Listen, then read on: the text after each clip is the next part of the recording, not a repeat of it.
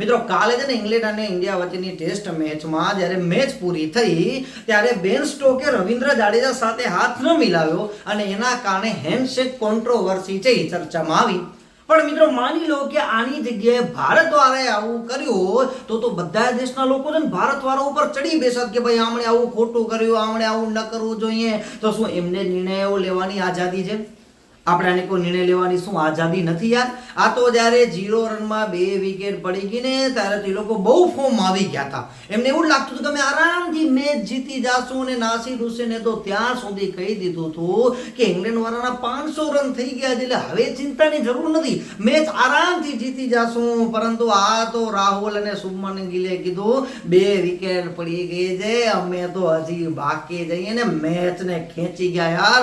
રાહુલે સરસ મજાની 90 રનની પારી રમી અને શુભમન ગિલે તો પોતાના શતક પૂરો કરી લીધો યાર। શું બેટિંગ કરી છે અને સરસ મજાની કેપ્ટનશિપ કરી છે મિત્રો। આ તો હવે નવા છે ખેલાડીઓ, એના કારણે થોડી તકલીફ પડતી હોય નિર્ણય લેવામાં, બાકી જબરદસ્ત બેટિંગ કરી છે ભાઈએ અને બંને વિકેટ પડી ગઈ ત્યાર પછી રવિન્દ્રસિંહ જાડેજા બાપુ અને વોશિંગ્ટન સુંદરે બંને જણાએ ભેગા થઈને જે ઇંગ્લેન્ડ વાળાનો વારો કાઢ્યો છે ને મિત્રો, રીતસરના થાકી ગયા છે।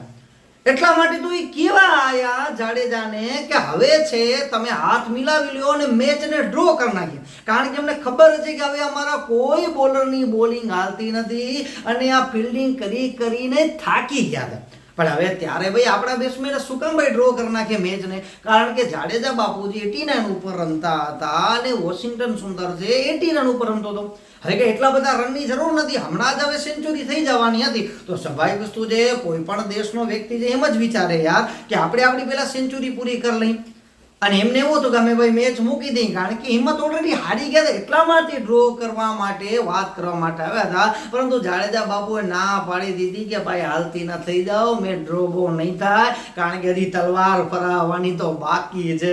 અને જાડેજા બાપુએ પોતાના 100 રન પૂરા કરી અને સાબિત કરી દીધું કે એ વિશ્વના સર્વશ્રેષ્ઠ ઓલરાઉન્ડર છે। અને વોશિંગ્ટન સુંદરે પણ મિત્રો સરસ મજાની બેટિંગ કરી યાર, એમણે પણ પોતાની ટેસ્ટની પહેલી સેન્ચુરી પૂરી કરી લીધી છે। અને યાર ઇતિહાસ રચી નાખ્યો છે, બંને જણા ઇંગ્લેન્ડ વાળા હારી ગયા રીતસરના અને એના માટે કરી અને છેલ્લે વિચાર કરો એને હાથ ન મિલાયો કે આપણે ભાઈ ડ્રો કેમ જાહેર ન કરી।